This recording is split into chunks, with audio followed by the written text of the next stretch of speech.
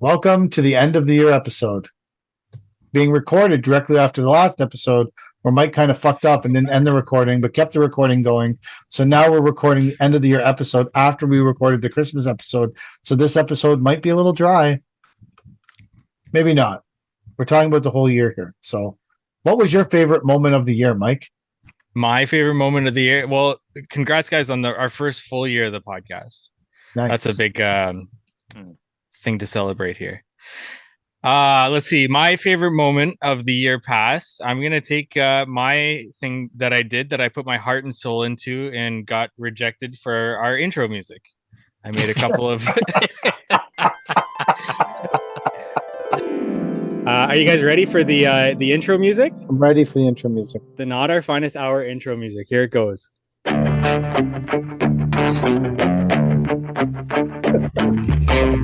Welcome to the Not Our Finest Hour podcast with King, the Landscape Daddy, and I am a hardscaper. On this show, we Talk shit. your host Paver King, the Landscape Daddy. runs a successful 7-figure business and has over 20 years in the industry. The kid has learned some valuable lessons he wants to share with you. The principles discussed will energize and empower you to crush your goals. And now from the studios, the Not Our Finest Hour podcast with your host, Paver King, the Landscape Daddy, and I am a hardscaper. So then this is where we start talking while the music keeps going. Wow. It's yeah. That is What do you guys think? one of the most original intro musics I've ever heard. Yeah. That must Absolutely. be from Mrs. Producer. Well, I don't like to be called that, but I mean, we can think of a different name for me. I put my heart and soul into two different pieces of what I thought were quality intro music pieces of art, and we ended up not using them for the long term. So my intro music I made last week, apparently there's another podcaster in our same industry that uses that same intro music. Who would have known, right? I don't know who would have figured that out. No way. I got a lot of messages about that. So I came up with new original stuff, guys, for our 100th episode. This one's a little bit better. Yeah, a little bit more to the point. So I'll think what you guys think about it, and maybe our audience can also chime in and let us know which one they prefer. Am I sharing sound there? Let me know if you guys can hear this. You ready? Yeah. Can you hear it? I can hear it, yeah. Hey guys, welcome to this week's episode of the Not Our Finest Hour podcast, a Not live show featuring sometimes your questions when we run out of things to talk about. about all things landscaping, equipment, business. Polymeric sand, strawberry milk, velocitors, brain fluid, mindset, blade sales, Chinese excavators, coaching calls, taking massive action. And one time, Paver King talked about pickled eggs, and that was really funny. And another time, Chad made a poem for landscapers. That was pretty cool too. Yeah. in life. Join our Not- live show weekly on Instagram at Not Our Finest Hour podcast, to ask your questions or tune in here for. our even worse hour. Thanks for joining us. So, Never heard anything like it. I've never heard anything like that. I like that one. I feel like it was more descriptive than the one last week. Subtly more descriptive. I don't feel empowered from that one. I don't feel like that intro will really help me crush my goals. I think we should have. I don't know who voted them down. Who voted them down? Potentially people a who pending lawsuit. a pending lawsuit voted them down, maybe? I don't know. Yeah. I really liked the intro music that I came I up think that was I agree. Those are spectacular. with. Yeah. What about you guys? PK, what's your favorite moment of the year past? I think my favorite moment is the hour that one of my favorite moments is the hour we spent with Andy Mulder. Hello. Freedom Andy, how are you? Hold on. Hold on. Oh yeah. Oh, there he is, baby. Freedom Yeah. Andy. Andy, how's freedom treating you today? You know, it's been a good day. It's Been a good day on this side of the border. I really enjoyed that. I thought it was super fun. I think that he was a great guest and an amazing sport, and it was really fun. I enjoyed a lot of stuff, the freedom of that episode, and at the flip side, I also enjoyed the oppression of that episode. It was a yin and yang of oppression and freedom all at once, and so I enjoyed and it was really where the oppression summit was created. Are you and Jeremy and Caleb a little bit scared of us bringing out the hardscape ignorance course? It's concerning. Do you feel like we might grab up some of your market to the hardscape mastery course? Because, our price point's higher with the tax. Our price That is higher with the $60, but it's still higher. The oppression Yeah. will happen from the tax. I mean, I don't know how you compete with that. Do you think that Cornwall is a bigger draw than beautiful Fairfield County? I think it'd be better if you had it on terrible. Isn't that what you say, Chad? Cornwall is in on terrible. Oh, okay.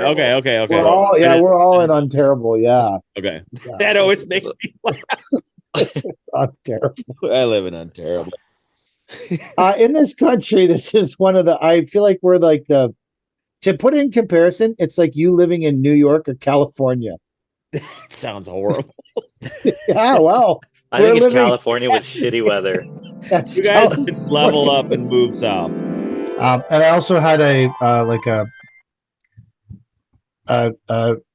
my favorite revelation of the year, which is sort of, I guess, a moment. But my favorite revelation was definitely when it was exposed to me as a person that you could drive to H&A.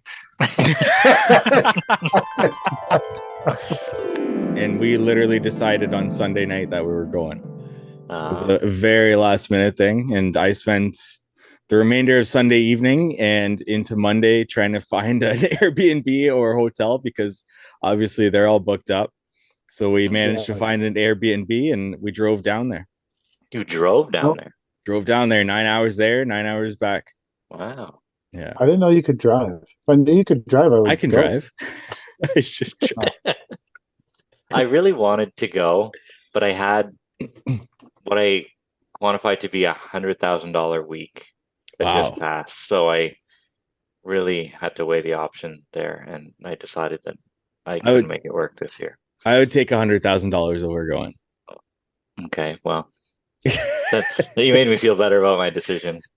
Mind you, I wasn't like waiting at home for $100,000 check or anything, but we perhaps got close to completing $100,000 worth of work. So nice. I just had to stay home for that. Nice. I didn't know you could drive to this place.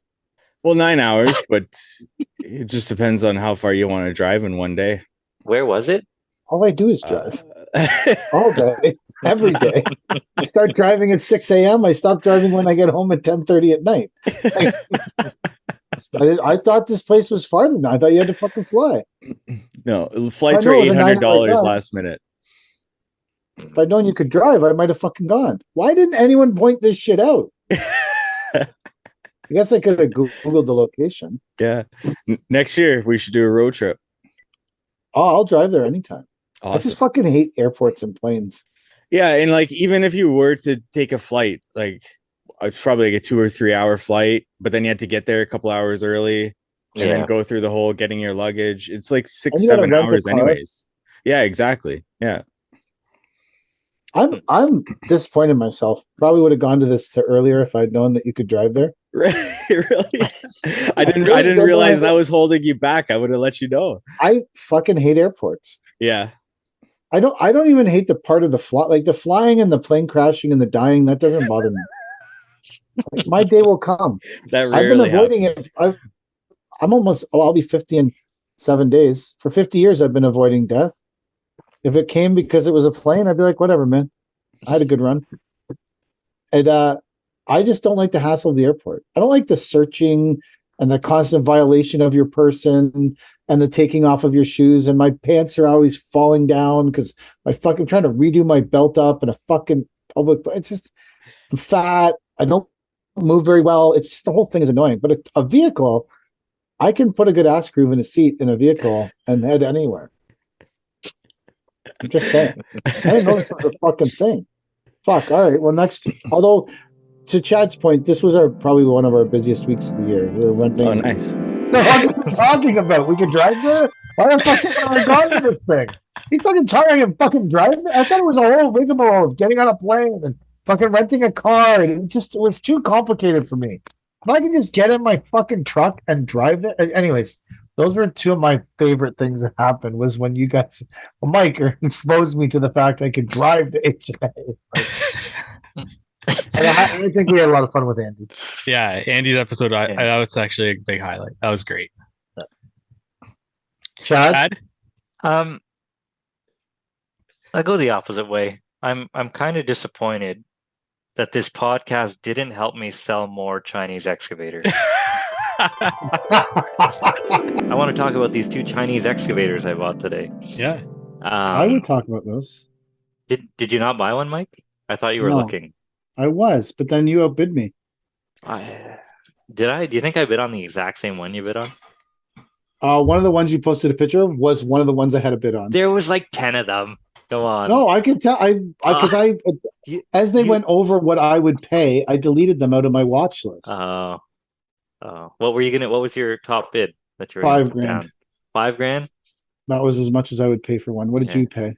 I paid $7,500 for one, and I paid $7,250 for the other. So, mind you, these are brand new excavators. These are brand new Chinese excavators. They run on gas. They run on gas. Yeah, they're gas. They're not diesel powered excavators. Oh, I didn't even look at these are like one step bigger than like a fucking pull cord start. 1.3. They're 1.3 ton. Are they? Well, yeah. Anyway, they run on a Briggs and Stratton motor. Sick. I think it's actually easier to fix. Yeah. I watched. Why did you buy? Why did you buy these? Because I have to get them home anyhow, right? And I figured if I bought 2, first off, I think I'm going to sell them right off the hop. Like, I don't even think I'm going to flip them. Yeah, I don't even think I'm going to dig a hole with these things. I checked them out online. What are you going to flip them for 10? Well, I guess we shouldn't talk about that in case you try to sell. I don't care. You should put a tilt rotator on them. Yeah, the tilt rotator is $35,000, and the shuffle is $7,000. These are brand new excavators for $7,000. Like, yeah, they're still wrapped. They're still wrapped in plastic, like and bolted to the skids. Yeah. These aren't like demos, or these are brand new excavators for $7,000. Yeah. So I figured I got to get them home, and I volunteered to go get them, but you didn't follow up on it. Yeah, but I can't get them today. Like, I just bought them today. No, I would go get them some other day. You tell me when you want me. I literally provide a service. This is part of my business to go do these things, to get other people's shit and bring it to them. How far away is that place from where you are? 35 minutes. Really? minutes. It's that close? Yeah. Holy shit. Yeah, that's why I said, do you want me to go get it? I would bring it back to my yard, put it there, and then you could come and get them from my yard with your float. That would be great. Maybe I'll take you up on it. I wasn't even going to charge you. It's not too late, is it? No, it's not. Well, I don't know. I kind of took it personally. Oh, geez. Is it too late? No, I can still send someone. I will still go get your excavators if you want me to. Beautiful. I was just going to bring them back to my yard, and they can sit there, and then whenever you want them, come and get them. Maybe you can just sell them directly. Yeah, I could sell them directly out of your yard. Oh yeah. What do you think? That's closer to the GTA. So I was looking up what these things sell for online, and it's like $12,000. Like, that's still reasonable for a brand new excavator. Yeah. Like, you got to try it. I don't know. Maybe you can dig some holes at your yard with them before There's a lot of snow at our yard. I can move the snow around with them. That's real impressive. But I don't know. I don't think you can go wrong with what I paid, and maybe do you have an excavator that's small? No. So wouldn't one like that be handy for backyards? I tend not to do projects that have a access like that. Look at you, Um, Mr. Lottie if Da. if I can't, no, it's just because we have more space around our homes than you guys do. Right. Um, Mike, like you want to if buy an excavator? I already asked him, he said How much? no. Hey, Well, here, I was looking at them. I'm making a deal right here. I'm gonna cut a deal. How much did you spend renting an excavator last year, Mike? Oh, an excavator, not too much. Come on, you know the number. You're Mister Know Your Numbers. What did you spend renting an excavator? I honestly haven't gone through my numbers enough from last year to know that off the top of my head. But it's not Seem even like someone who sells software to know your numbers. I've been really, really busy.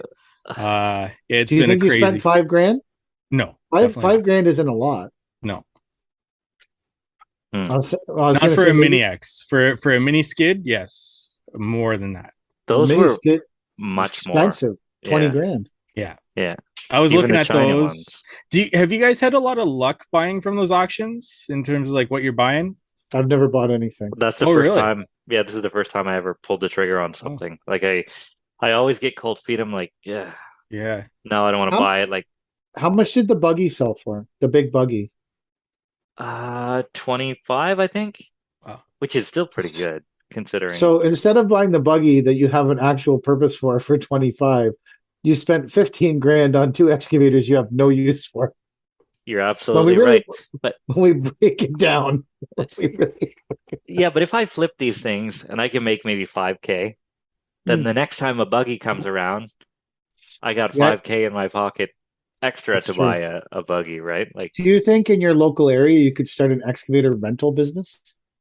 I might, but I don't know if I want to be renting Chinese excavators. Why? I That want to, seems kind of racist. no, Are you trying to say that the excavators aren't made well? yes. Just, Like a lot of there things goes that our come from sponsor. China. There goes our sponsors, Chad. Thank you. Are you trying to say that a brand new X? So let's compare it to my E20 because I feel like that's a fair comparison there. Well, the E20 is a bit bigger because they're. Yeah. Let's compare it to a Kubota U17 because the Kubota U17 and a Chinese excavator H742 Dashong 1.3 ton are Yeah. probably similar in size, right? I looked these things up too. They were 1.3 ton and a 1 point. So a Kubota 1.7 ton is probably around 35 grand. $35,000. Well, I know an E20 is upwards of 40 grand now, 42,000. Wow. Okay. So let's say a U17, Kubota is always a little bit less expensive than Bobcat. Let's say a U17 is between 30 and 35 grand. I think that's a fair assessment. Okay. Yeah. I So think you here. could potentially buy 5 of these excavators. And you're trying to say they're substandard, Chet? I think that's bullshit. If I'm wrong, Well, you'll know. I could be wrong. I'll know. You're right. Or maybe I won't know because I'm selling them. If Like, it I'm was not- me, Go ahead. if it was me, I would keep at least one of them Yeah. for a season because you already own it. I'd keep it and be like, I want to see, because once it's in the yard and guys know it's there, you're on some commercial job and they would have dug it by hand for a half day. They're like, no, take the Briggs and Stratton and let's go. Yeah. And then all of a sudden they start using this thing and you're like, man, shit, now I can't get rid of it. And you earn back your 7 grand. One of them needs to go for sure. I feel like you have no use for 2. I've still got one at the yard. Just And after one? just one. Wow. But I'm sitting on that one, right? I want to get my money back. Like, Was at that the least- one that pulled out your stuck skids or excavator? No, So no, 8 to it 8 didn't. ton stock break out the Chinese. No, I thought we would have. I mean, we did generate a pretty good buzz for the things, but I didn't make any connections. I didn't sell any through the podcast. Dang. But I mean, So were you ever tempted to take it to a job site? yeah, but then they're pretty hard to load on a float trailer, just because our float trailer is pretty. Isn't helping sell them. They're kind of tippy. Well, that ship has sailed. I mean, Yeah, that's I'm true. going to sell that thing at a wicked discount on Facebook Marketplace at this point. But they're pretty difficult to load on a float trailer. And seeing Shane's arse pucker whenever he tried to pull the last one off the float really made me think before deciding to take that thing to a job site, because the last thing I need is for someone to get hurt, especially considering there's no ROPS on the thing. So That's true. What are they selling for nowadays on Facebook Marketplace? I don't know. Actually, I saw one yesterday go for $10,225, and I'm like, Wow. there's no way that guy is ever selling that machine for that.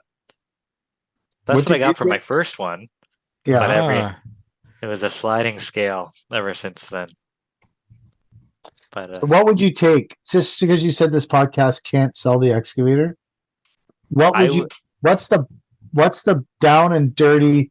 You mentioned the Not Our Finest Hour. You got all the discounts. What's the down and dirty Not Our Finest Hour price for the listeners for the last excavator? What would you let it go for? as low as she goes, Yeah. Not Our Finest. You have to mention the podcast. And this episode, $7,500 takes it home. Wow. Mike's We'll gonna even buy it fill up the tank. Oh. with mixed gas. With mixed gas. That's it. We're gonna lubricate the pistons for you before it leaves the yard. That Briggs and Stratton motor will be humming. Oh yeah, she's a beaut. With that new starter, my God, autographed by Brandini himself. Ooh. Autographed by Brand. Can you actually produce Brandini anymore to autograph it? Oh, I'm sure. If I say Brandini, I got a Christmas bonus for you, he'll come running. But not if it's Monday. Okay, but not if it's Monday. Tuesday. Yeah, come Monday, you got the kids. Come on Tuesday. There you go. Nice. Oh. That was I hadn't thought about the Chinese excavators in a long time, but that It's, was good, Chad. Do you think Chris Arndt is still willing to buy one of those? Maybe. Yeah. Mm, Oh, Chris Arntz was on too. yeah. Oh, that's Maybe right. we should tell them to listen to the episode. They'll buy one for $7,500. Yeah. I'll bring it down at Congress. Bring it down to Congress. Drop it off at at his yard. Yeah. Put it out Yeah. front. Not Our Finest Hour podcast. It's Not Our Finest Hour orange. Yeah. Oh, is it an orange one? Ooh. Yeah, it's an orange one. Nice. So Why do you think the orange ones didn't sell? I don't know. They prefer cat yellow to What was the Orange? the fastest selling one? The yellows? the first one I sold within a couple days. Yeah, it was yellow. Yellow? Didn't you have like a grayish blue one? No, I bid on it, but I didn't think that one would sell all that well. So, It just looks like an old Kobelco machine. yeah. Or Japanese Kobelco machine. We also have a few different things that kind of caught on throughout the year that I'll kind of list out here. The saying "take massive action" was this year. That Really? PK brought that up. I thought that was last year, but sure. At least an episode title of "Take Massive Action." Okay. And with that, I want to start a new subsection of the Not Our Finest Hour podcast, where we do this usually once a week, and I have begun to follow the many landscape gurus that exist on hardscape Instagram. I feel like we've reached a point where we're 50% people doing hardscaping and 50% guru trying to teach people to run a hardscaping business. And so I have picked through the many guru posts, and we're not going to mention any guru names because that's not fair, but we are going to disseminate some of the most valuable things I have heard landscape gurus say in the last week. And one in particular gave out 3 incredible pieces of information to build your landscape company. First piece of information: find someone who seems successful and copy them. Fuck yeah, bro. That is good stuff. Do you want me to like spy on them? Do you want me to get a private investigator to follow the what do you want me to do to copy them? You want me to like basically pirate their website and start using their website as my own website, or steal their photographs, or like this is like become a stalker? This is an incredible piece of advice to land you in the fucking slammer. It's or get sued for stealing people's. I don't even understand. Copy that person. What the fuck? It does. The better advice here would be like, find a company you respect and go work there for a couple years and learn the fucking trade, motherfuckers. You didn't hear that from me. I want to riff on that a little bit, Mike. Go ahead. All right. So I know for a fact that this comes from somebody in that 10X sort of umbrella. And personally, and I want anybody who's listening to this to reach out to me personally and prove me wrong with this. But I've also talked to other people as well who have had similar experiences. And I, speaking for myself on this, have never had a positive interaction with one of these 10X people. When I was first starting How to Hardscape, I started it with a website and I was trying to get the traction going with the podcast. And one of these 10X guys reached out to me through email, and he emailed me, and I still remember it. It was like, hey, good idea with the website. I'm going to fucking steal this, copy the website, make it 10 times better, and make money off of this. Thank you. Perfect. He straight up told you this. Straight up in an email, and tried to make it very like it wasn't his actual email address, but I knew it was him because I had at the very beginning promoted the podcast on his landscape group, and he included his first name in the thing, and he was like, don't ever put your podcast on my landscape group ever again. And his first name was in the email address, but it was a fake email address, so I knew it was this guy. So what a piece of work. Where is he today? Is he? I have no idea. He's guruing somewhere, motherfuckers. Guruing somewhere. Fucking guruing. You can never go wrong as a guru. He's taking your $80. There's some sucker who will give you $99 a month for idiotic advice. This is a bone-chilling piece of advice. I would never have realized something like this unless a guru said it. Learn to design, sell, and close jobs. Fuck yeah.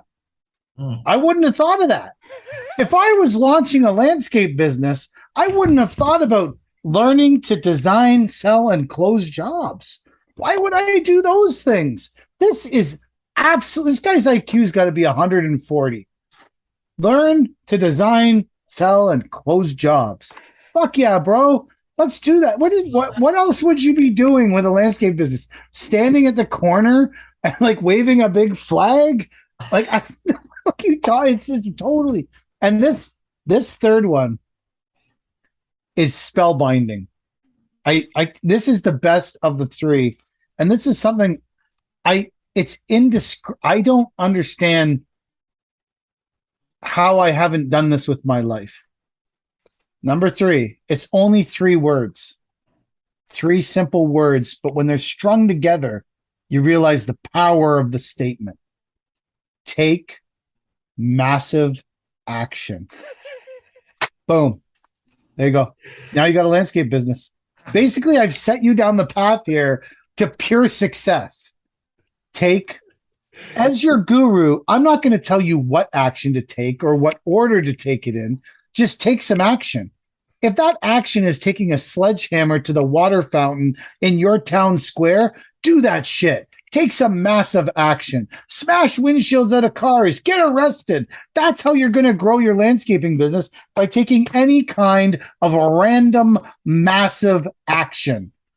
That is what I learned this week from my hardscape guru. I don't know what you guys learned. I feel like you just got thousands of people in the top of your funnel. This is how it starts. You get people in the top of the funnel that start asking questions, and then they message you, Mike, how can I take massive action? And then all of a sudden, you're a landscape guru. I guess there's some plan to suck people, but this is ridiculous advice that is so like it's totally stupid. I can't believe that people. I just it boggles my mind. The rise of the landscape guru in 2023 is a mind-boggling phenomenon to me. But maybe I just don't buy into things well. But I am this week. I'm going to take massive action. Are you? I am. I'm going to go let all the air out of all the tires on all our trucks and trailers. That's going to be the massive action I'm going to take, because he didn't direct me what I should be doing. So that's what I'm just going to let air out of all the tires in our trucks in the yard. In fact, I'm going to go drill holes in them all. That's the massive action I'm going to take, because he wasn't overly specific. And because I'm so stupid, I don't even know that I need to learn to design, sell, and close jobs. I didn't know that till it was brought up. But there's obviously these people are like, I think these people just don't want to be landscapers, so there's trying to be gurus. I don't know. Or they're just I guess maybe there's a market for this. I don't know who needs to hear this hot air information, right? Like, you figure if you're driven enough to go and buy yourself a truck and a trailer and all this shit, and you're hard enough working that you're going to go out and try and get yourself some jobs. If this hot air bullshit is fooling you, then you've already lost, in my eyes. Like, if you need to buy a ticket to hear some guru tell you that this is the path, this is how you grow to a 7-figure landscape business or something. By taking massive action. By taking massive action. Fuck yeah. If that's all the encouragement you need, if you're that gullible, then fuck, you deserve to fall on your face. Well, that's the first episode, so obviously it happened this year, and I just fucking didn't use my brain enough to remember when it happened. But that take massive action. Absolutely. Cash, grass, or ass. No one rides for free. I forgot it. I'm going to offer a ride along. Instead of a guru program, I'm going to do a ride along. I'll say $100 a day. You come ride along with me. I'll provide lunch. $100. A beautiful cucumber sandwich or something. And we'll fucking go through a day with me, and you'll learn new swear words. You'll learn all about our production rates with city sod or tree planting or something, and all the shit that can go wrong in a day. I think that's a wicked deal, and nobody's doing the ride along. Just $100 a day? Yeah, you're underselling that. Yeah, that's way undersold.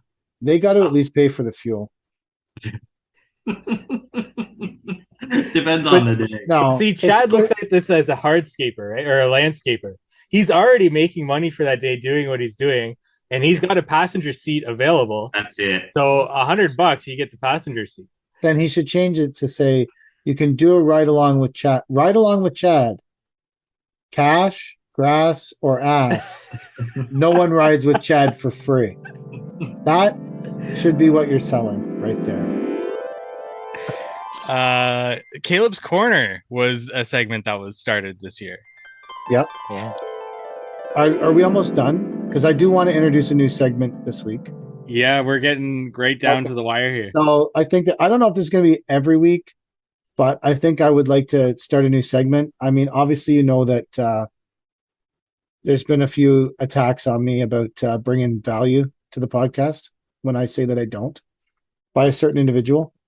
So I think on this podcast here, I appreciate the time and effort he puts in on, because his goal is to be the most value-oriented account on Instagram. Although he hasn't said that in a while, Caleb, but it used to be pretty clear that that was his goal. So I want to support that for him. And so here on the Not Our Finest Hour podcast that he may or may not listen to and may or may not be for everybody, I want to introduce a new segment where maybe me or Chad or Mike or one of us, we're going to drop a little bit of value. And this segment is going to be called Caleb's Corner. And it's going to be, we're going to have this segment on the Not Our Finest Hour podcast called Caleb's Corner. And it is going to be unofficially unofficially sponsored by the Kid Contractor podcast, but in no way are they responsible for the opinions expressed by this group. And it just randomly, I picked the name Caleb. It has nothing to do with the Kid Contractor podcast or the owner of Almond Landscape. It's nothing to do with any of it. He doesn't own Almond Landscape. Oh, that's true. He doesn't own it. So yeah, like maybe Brittany's going to come after us. I don't know. So I just want to introduce Caleb's Corner, and because obviously this was a surprise to you guys, I will cover the first drop of actual value on this podcast on the Caleb's Corner segment, unauthorized, sponsored by the Kid Contractor podcast. So I just wanted to talk about the water game. And drop a bit of I was once asked to do a unpaid keynote at a landscaper's AGM, and they asked me to come up with a little speech to give at the AGM to express to their guys where they want their company to go.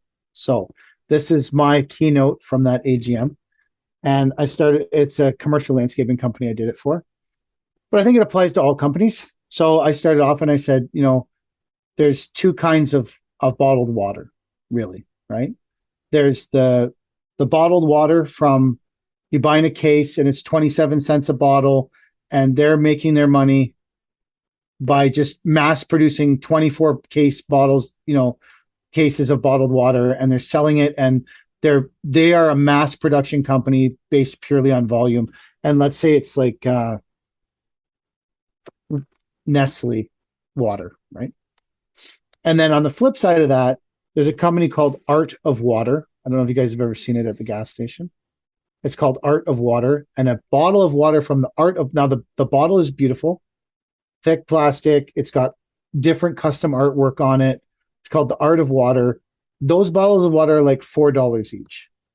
So when you start to think about your company, do you want your company to be the Nestle bottled water that's mass produced, mass production based on volume to generate profit, 2% margin on or 1% margin on every bottle of water? Do you want that kind of company when you're growing your company? Or do you want the Art of Water that is incredibly high end, higher sale, massive profit margin, but you're doing way less volume to earn your money? And really, what kind of company do you want to have when you're building your landscaping company? Do you want to pump out 500 walkways a year with 4x8s at the lowest price, or do you want to design 10 big stellar jobs? Because both of those companies are valid companies, and both of those companies are good companies, but you have to decide what's the company you want to run. Do you want to have 500 employees, or do you want to have 10? And that's a decision you have to make.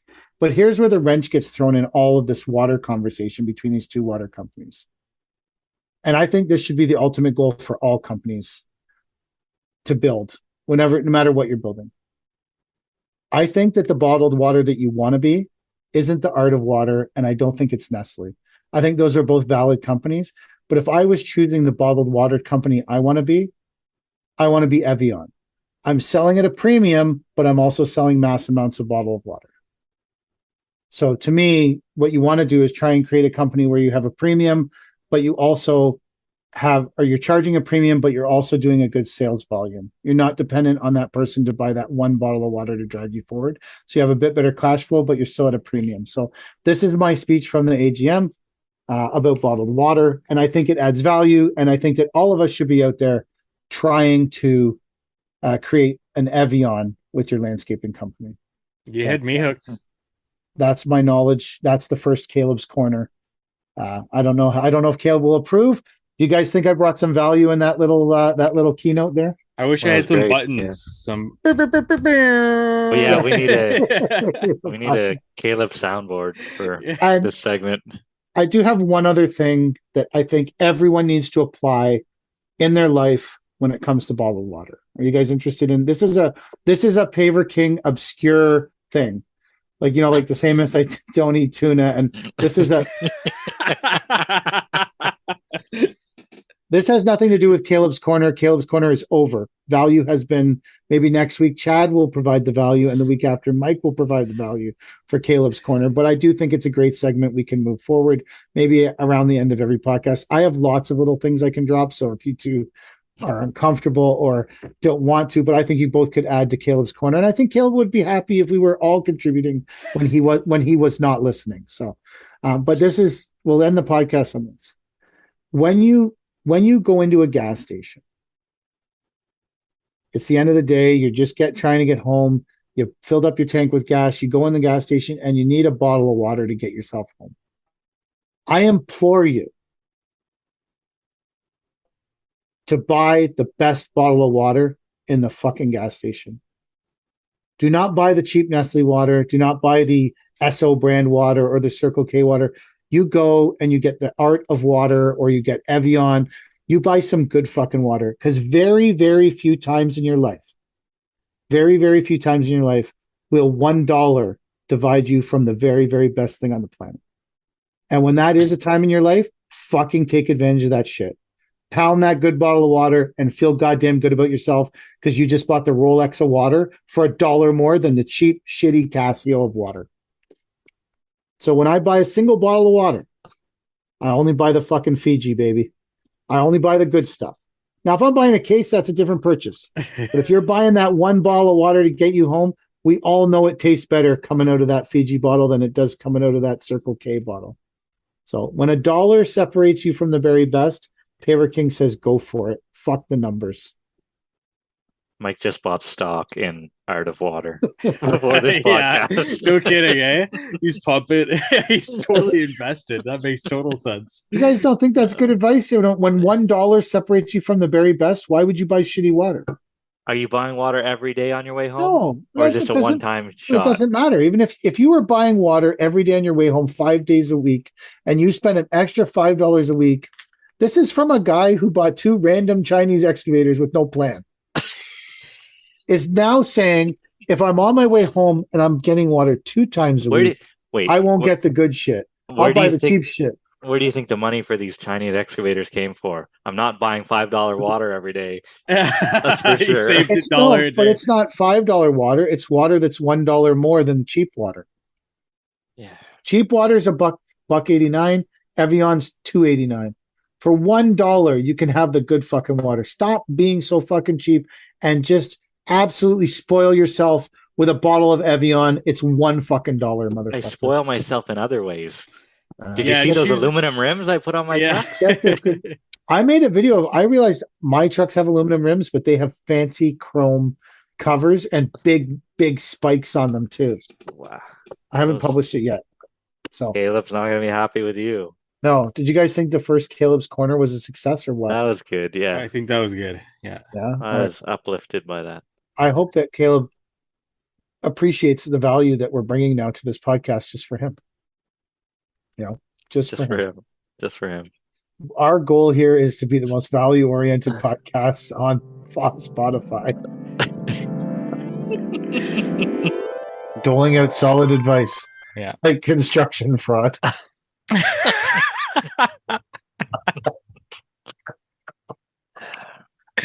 And finally, the other thing I've got listed here is tier lists. We did a few tier lists this year. That I like those lists. I enjoyed them too. I actually posted one on my YouTube channel actually this week. Oh, really? Tool tier list. So you guys were featured on my YouTube channel this week. Sick.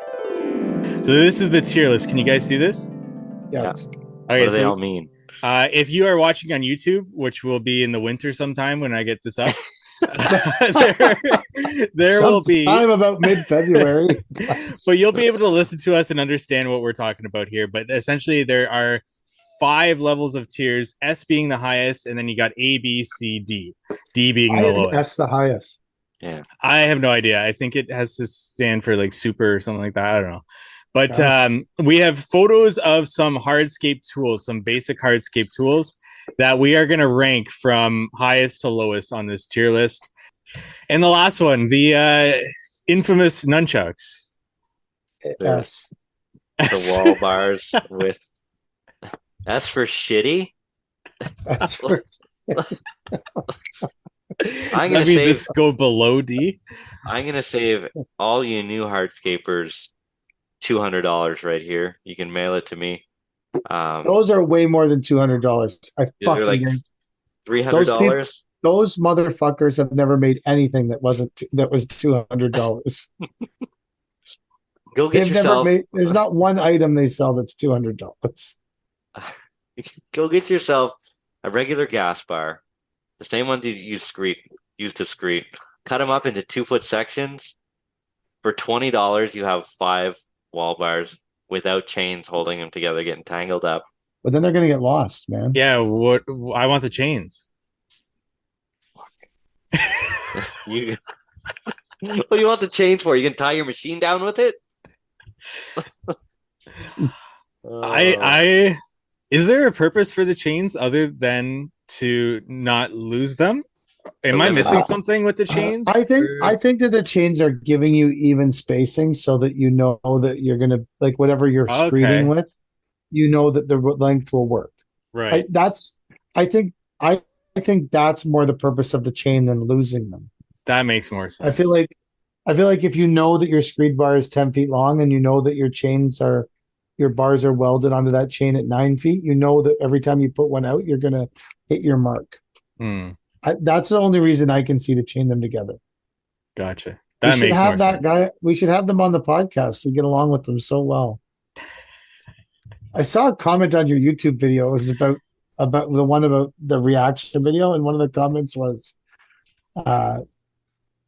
bring someone out to test it with a chain or something. I was like, so trying to bring in more people to the podcast. Are we going to get the tens of dollars? That one might be like tens of cents. Based on how it's performing at the moment. I have to say, PK, your story about the shirtless man at the Costco really affected me. Because now every time I hear my wife is going to Costco, I'm thinking about this shirtless guy pulling T-bars. Yeah, getting arrested. Yeah. I have the craziest story. So at one point, I was operations manager of a company that I didn't work at. And one of the things that you had to do is manage this guy. And so one of the jobs he was assigned was to go to a Costco and pull out all the T-bars from the trees, because they weren't getting their hold back from the city because these T-bars were there. This is like a $4 million holdback over these 30 T-bars in the parking lot. So I said, okay, bro, you got to go pull these out. So this guy showed up in this rat bag Ford F-250 with different colored doors and a different colored cap on it and a small trailer, shirtless. He's got a huge ponytail. This guy weighs 100 pounds and is absolutely 0% body fat. And he was trying to pull the T-bars out, but the manager of the Costco assumed he was stealing them for the steal and called the police. That's awesome. So then the police came, and I called the manager of the Costco and said, bro, we're trying to do this so that Costco can get their fucking hold back. We're doing this for you. And he was like, well, why didn't you send someone who could speak English? And I said, he's Australian. The guy's like, this guy's nuts. And I'm like, I know. I get what you're saying. But can you please call the police off? Don't arrest him. He's trying to, and he's just fucking crazy. That's just one of the. That's awesome. Did you give him a puller? Like a T-bar puller? No, he was just pulling them out by hand. Wow. Rusted T-bars after years. Guys, that's tough at 100 pounds.